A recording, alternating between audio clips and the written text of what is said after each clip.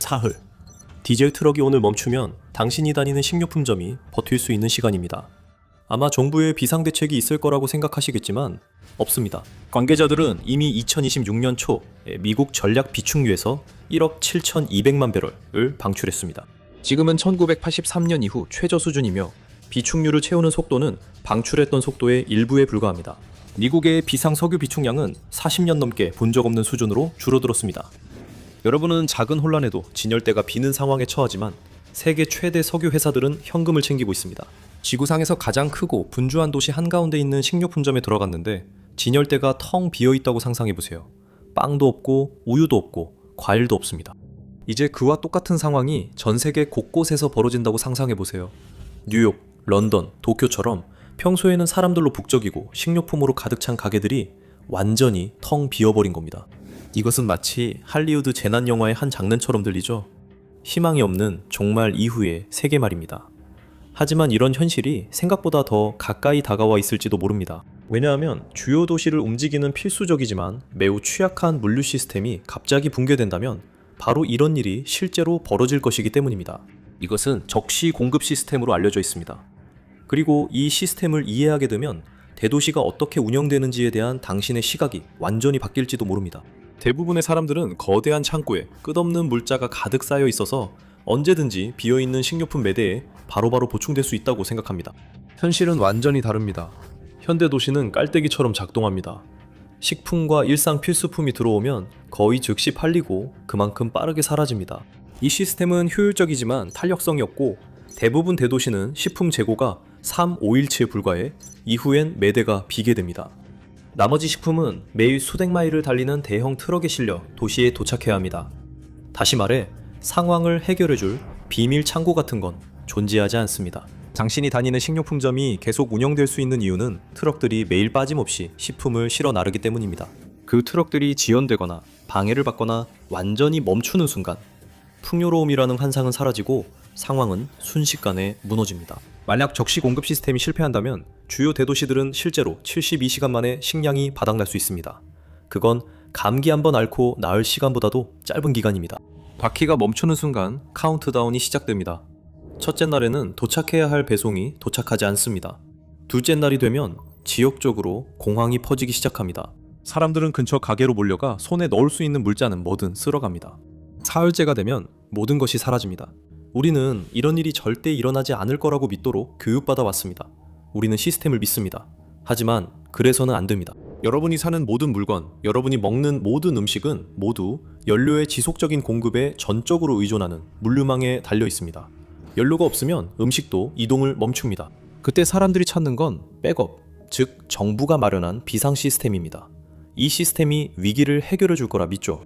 그리고 그런 시스템이 있긴 하지만 불행하게도 이미 약탈당했습니다. 미국 정부도 물류 시스템의 위험성을 모르는 것은 아니었습니다. 정부는 전 세계적으로 석유 위기나 연료 부족이 발생하면 운송망 붕괴와 수백만 미국인의 굶주림 가능성을 인식하고 있었습니다. 그래서 정부는 안전망으로 미국 전략 비축유, 즉 SPR을 마련했습니다. 이 비축기지는 연료 공급 위기를 완화하고 비상시 차량과 운송망이 작동할 만큼 충분한 석유를 확보합니다. 미국은 다른 나라들도 전략 비축유를 보유하고 있지만 항상 최대 규모 중 하나였습니다. 최대 용량일 때 이 비축기지는 텍사스와 루이지애나의 멕시코만 연안에 위치한 거대한 지하 소금 동굴 깊숙이 7억 1,400만 배럴 석유를 저장할 수 있습니다. 지금 그 동굴들은 전혀 가득 차 있지 않고 절반도 안 찼습니다. 2026년 6월 말 기준 미국 전략 비축유의 보유량은 3억 3천만 배럴로 40년 넘는 기간 중 최저치입니다. 이렇게 비축량이 고갈된 적을 찾으려면 1983년까지 거슬러 올라가야 합니다. 수십 년 동안 정부는 이 비상 완충 장치를 꾸준히 구축하며 수억 배럴의 석유를 비축해왔습니다. 그러다 하루 만에 많은 부분이 사라졌습니다. 3월 초 정부는 1억 7,200만 배럴의 방출을 승인했습니다. 이것은 이란 전쟁에 대한 직접적인 대응이었습니다. 이란 군대가 사실상 호르무즈 해협을 봉쇄한 이후 유가가 치솟았기 때문입니다. 전 세계 석유 공급의 20%가 극적으로 중단되었습니다. SPR은 바로 이런 상황에 대비해 만들어진 비축 제도입니다. 대규모 비상 방출로 인해 전 세계 에너지 시장에 어느 정도 단기적인 안도감을 줄 수 있었지만 가장 큰 문제는 비축유가 얼마나 빨리 고갈되었는지가 아니라 다시 채우는 속도가 얼마나 느린가입니다. 이렇게 방대한 비축유를 다시 채우는 데에는 물리적, 경제적으로 복잡한 요소들이 얽혀 있어서 비축유를 비울 때처럼 밸브만 열면 되는 일이 아닙니다. 관료들은 원유를 다시 사들여 멕시코만 연안에 암염 동굴에 주입하려고 애쓰고 있지만 그 속도가 충분히 빠르지 않습니다. 현재 비축유를 다시 채우는 속도는 2022년에 하루에 100만 배럴씩 비축유를 방출했던 속도보다 약 10배나 느립니다. 한 사람이 소방 호스로 호수를 빼내고 있는데 다른 한 사람이 아주 작은 양동이로 다시 채우려는 것과 같습니다. 숫자가 맞지 않습니다. 이 속도가 유지되면 전략 비축유를 최대 용량에 가까운 수준까지 회복하는데 몇 년이 걸릴 수 있습니다. 그렇다고 미국이 석유가 완전히 바닥났거나 위기 대응 완충 장치를 완전히 잃었다는 뜻은 아니지만 그 완충 장치는 불과 몇 년 전보다 훨씬 얇아지고 약해졌습니다. 즉 안전망에 구멍이 숭숭 뚫려 있기 때문에 수십 년 만에 오차 범위가 훨씬 더 작아졌다는 뜻입니다. 앞으로 무슨 일이 일어날지 추측하거나 예측할 필요도 없습니다. 우리는 이미 똑같은 상황이 이전에도 벌어지는 것을 본 적이 있습니다. 2022년 스리랑카는 국가 전체를 무릎 꿇게 만든 급격하고 격렬한 붕괴를 겪었습니다. 국가의 사용 가능한 외환 보유고가 거의 제로 수준으로 떨어지자 스리랑카는 587억 달러에 달하는 외채를 사실상 상환할 수 없게 되었습니다. 결국 스리랑카는 처음으로 채무 불이행, 디폴트를 선언했습니다. 설상가상으로 스리랑카 정부는 식량, 연료, 의약품, 비료 등 필수 수입품조차 감당할 수 없게 되었습니다. 이로 인해 전국적으로 필수 자원이 부족해졌습니다. 말 그대로 하룻밤 사이에 석유와 기타 제품 및 자재의 운송이 중단되었습니다. 국가의 유통망은 거의 즉시 붕괴되었습니다. 연료가 없으니 더 이상 물자를 이곳저곳으로 옮길 수 없었습니다. 트럭이 없어 식료품점이나 시장으로 운송할 수 없었기 때문에 농산물은 밭에서 썩어갔습니다. 비료가 없다는 것은 농업 생산량도 감소하기 시작했다는 뜻이었습니다. 사람들은 얼마 남지 않을 휘발유를 사려고 몇 시간, 심지어 며칠씩 수킬로미터에 달하는 줄에서 기다려야 했습니다. 또한 국가의 발전소에 충분한 연료가 없어 하루에 최대 13시간씩 지속되는 순환 정전도 매일 겪어야 했습니다. 학교들은 문을 닫았고 병원들은 치료와 수술을 연기했습니다. 기본적인 생필품의 가격도 치솟았습니다. 2022년 9월까지 연간 식품 물가 상승률은 무려 94.9%에 달했습니다. 기본 한 끼 식사비가 1년 만에 거의 2배로 올랐습니다.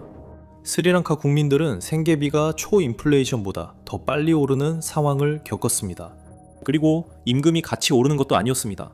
사람들은 예전과 똑같거나 오히려 더 적은 돈을 벌면서도 어떻게든 같은 예산으로 2배를 버텨야 했습니다. 600만 명이 넘는 스리랑카 국민들이 식량 불안정 상태에 빠졌고 언제 어디서 다음 식사를 할 수 있을지조차 알 수 없게 됐습니다. 60%가 넘는 가정이 끼니를 거르거나 식사량을 줄이는 등 생존을 위한 대책에 의존하게 됐습니다. 그래서 연료 위기가 곧 식량 위기로 빠르게 이어지는 것입니다. 스리랑카는 연료 공급이 끊기면 지갑에 어떤 일이 벌어지는지 완벽한 예시를 보여줬습니다. 한 나라가 연료가 바닥나면 식량도 바닥나게 됩니다. 남아있는 식량은 모두 값비싼 사치품이 되어버립니다. 스리랑카는 한 번뿐인 예외적인 사례, 개발도상국에서 발생한 고립된 경제관리 실패라고 생각할 수도 있습니다. 이런 일은 서구 세계에서는 일어나지 않을 거라고 말이죠. 그렇지 않습니다. 스리랑카 위기를 초래한 동일한 구조적 취약점이 미국, 영국, 그리고 다른 나라들에도 존재합니다. 그 나라들의 지위나 경제적 수준과는 상관없이 말이죠. 부유한 국가들이 더 강력하고 똑똑한 시스템으로 전환함으로써 위험을 줄일 수 있다는 생각은 근본적으로 잘못된 것입니다.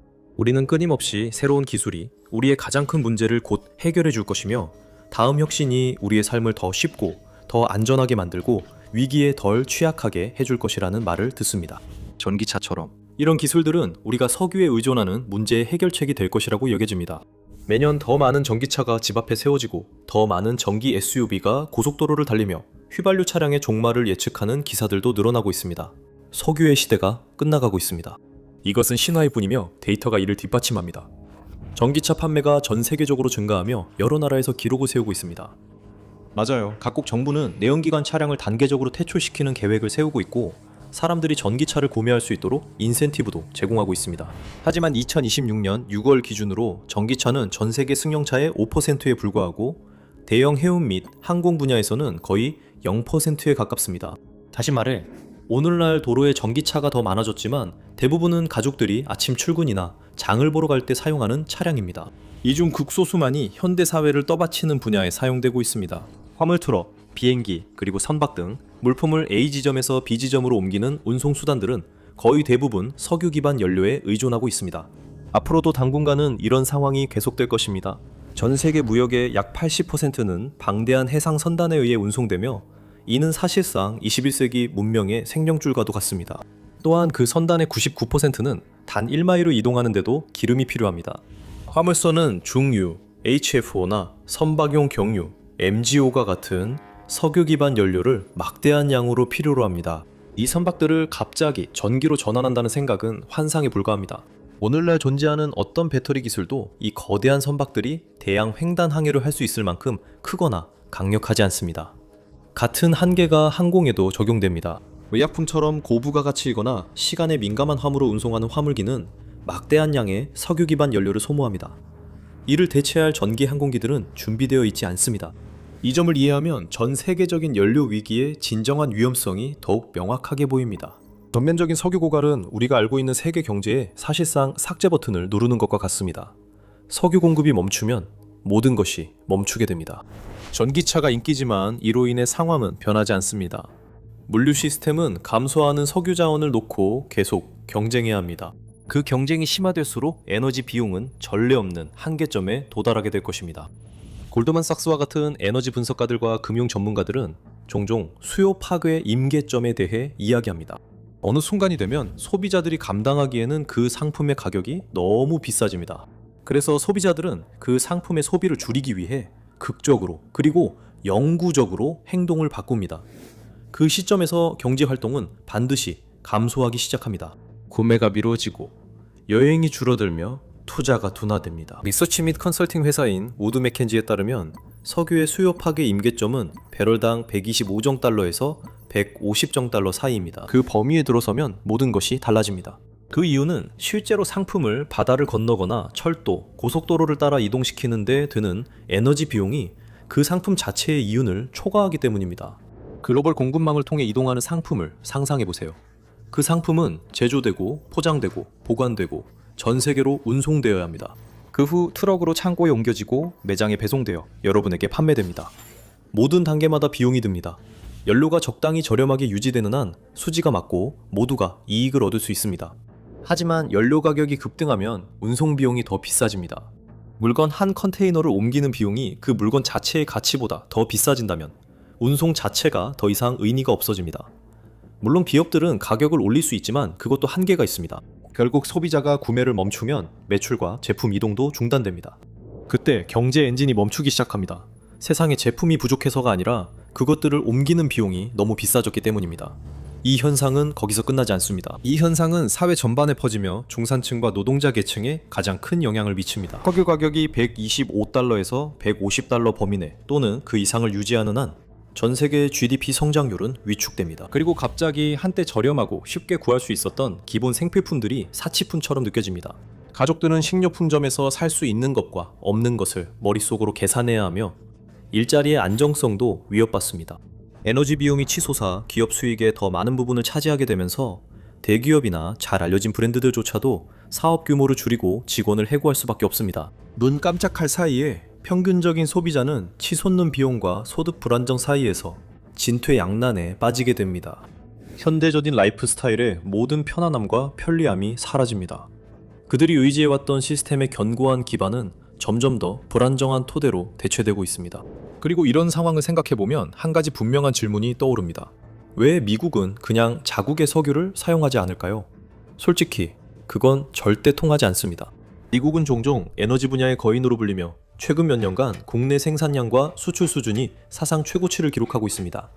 텍사스와 뉴멕시코의 유전이 전 세계적으로 부족 현상이 발생하더라도 국내 시장을 보호하기에 충분한 연료를 제공할 것이라고 쉽게 생각할 수 있습니다. 하지만 사실은 그렇지 않습니다. 헤드라인만 보면 미국이 에너지 독립을 이루고 석유 생산이 최고치에 달했으며 프래킹 산업이 호황을 누리고 더 이상 타국에 의존하지 않는다고 생각할 수 있습니다. 하지만 실제 상황은 훨씬 복잡합니다. 미국은 사상 최대의 석유를 생산하고 있음에도 불구하고 여전히 매일 막대한 양의 중진류를 수입하고 있습니다. 미국 석유 인프라의 실제 작동을 살펴보기 전엔 모순처럼 들릴 수 있습니다. 모든 원유가 동일하지 않으니 원유를 하나의 스펙트럼으로 생각해보세요. 한쪽 끝에는 무겁고 끈적거리며 불순물이 많은 중진류가 있습니다. 이런 원유를 휘발유나 디젤 같은 연료로 바꾸려면 크고 복잡한 정유 시설이 필요합니다. 반대편에는 훨씬 묽고 정제하기 쉬운 경질유가 있습니다. 이들은 단순히 같은 제품의 등급이 다른 것이 아닙니다. 이들은 성질이 다르고 서로 다른 정제 과정을 필요로 하며 항상 서로 대체해서 사용할 수 있는 것도 아닙니다. 바로 여기서 문제가 발생합니다. 미국의 수십억 달러 규모의 정유 산업은 중질의 고유황 원유를 처리하도록 설계되고 최적화되었습니다. 당시에는 그럴 만한 이유가 있었습니다. 전 세계 에너지 시장이 중동이나 라틴 아메리카 같은 곳에서 수입되는 이런 종류의 석유에 크게 의존하고 있었기 때문입니다. 최근 미국 프래킹 혁명으로 셰일 지층에서 많은 저유황, 경질유가 생산되고 있지만 기존 인프라는 이를 처리할 수 없습니다. 중질의 고유황 원유 처리 시설에서 저유황, 경질유를 정제하는 것은 디젤 엔진에 무연 휘발유를 넣고 잘 작동하게 바라는 것과 같습니다. 불가능합니다. 연료와 시설이 완전히 맞지 않습니다. 이 때문에 미국은 꼼짝없이 갇혀 있습니다. 매일 수백만 배럴의 자국산 경질 저유황 원유를 전 세계 시장에 계속 수출해야만 합니다. 한편 미국은 자국의 연료 공급을 유지하기 위해 국제 파트너들로부터 중질 고유황 원유를 수백만 배럴 더 수입해야만 합니다. 다시 말해 수압화세국은 에너지 복립을 전혀 가져다 주지 못했습니다. 오히려 기존의 의존 관계를 더욱 복잡하게 만들었을 뿐입니다. 먹이사슬의 최상위에 있는 석유 회사들은 이 사실을 잘 알고 있습니다. 그들은 인프라의 한계를 분명히 인식하고 있습니다. 그리고 이로 인해 발생하는 문제들도 잘 알고 있습니다. 그렇다면 이들은 실제로 이에 대해 무엇을 하고 있을까요? 사람들은 대형 석유 브랜드들이 어떤 대가를 치르더라도 석유 시대를 지키려 하고 더 깨끗하고 지속 가능한 에너지로의 전환을 인정하지 않는다고 생각합니다. 그리고 그 말에도 어느 정도 진실이 있습니다. 석유 회사들은 돈에 굶주려 있습니다. 그들은 얻을 수 있는 마지막 한 방울의 이익까지도 필사적으로 짜내려고 하고 있습니다. 하지만 그들이 전환을 막고 싶어서도 아니고 석유를 무한정 팔 수 있다고 생각해서도 아닙니다. 그들 역시 자신들의 시대가 얼마 남지 않았다는 걸 알고 있습니다. 그래서 그들은 출구 전략을 세우고 있는 겁니다. 돈의 흐름만 따라가 보세요. 쉘과 BP 같은 주요 기업들은 탄소 포집 프로젝트에 자금을 지원하고 대체 에너지 인프라를 구축하며 다음에 올 변화에 대비하고 있습니다. 한때 새로운 유전 탐사와 시추 능력 확장에 쓰이던 자금이 이제는 다음 에너지 시스템을 위한 기반을 다지는 대로 방향을 틀고 있습니다. 이들이 이런 일을 하는 건 결코 선의에서 비롯된 것이 아닙니다. 과거의 실수를 속죄하고 지구를 구하는 데 일조하려는 이타적인 시도도 아닙니다. 이것은 수십 년 동안 에너지 분야를 지배해온 바로 그 기업들이 가능한 한 오랫동안 독점권을 유지하기 위한 방법입니다. 그들은 지금의 석유 의존 시스템이 결함이 있고 지속 가능하지 않으며 벽을 향해 치닫고 있음을 깨닫고 있습니다. 그들은 수요 파기 임계점이 결국 넘어서면 다시 되돌릴 수 없다는 것을 알고 있습니다. 그 시점이 되면 석유는 물리적으로나 경제적으로나 혹은 둘 다 추출할 수 없게 될 것입니다. 결국 석유 대기업들은 무용지물이 될 것입니다. 하지만 그들이 차세대 인프라를 충분히 일찍 사들인다면 우리가 여전히 같은 대기업에 단지 다른 형태로 의존하게 되는 체계를 사실상 고착시킬 수 있습니다. 그것이 새로운 지정학적 현실입니다. 석유 회사들은 현대사회가 아주 빠듯하게 운영되고 우리가 아주 적은 비축량과 며칠치 식량과 연료에 의존하는 세상을 만드는 데 일조했습니다. 이제 안전망이 약화되고 재고가 수십 년 만에 최저치로 떨어지자 같은 업계 기업들은 다가올 상황에 대비해 입지를 재정비하고 있습니다. 시스템을 떠나는 게 아니라 소유하는 겁니다. 모두가 연료 위기에 집중하는 사이 경제적 변곡점에 있다는 또 다른 신호가 있습니다. 자세한 내용은 지켜봐야 할 것은 석유가 아니라 일본이다 에서 확인하거나 이 영상을 클릭하세요.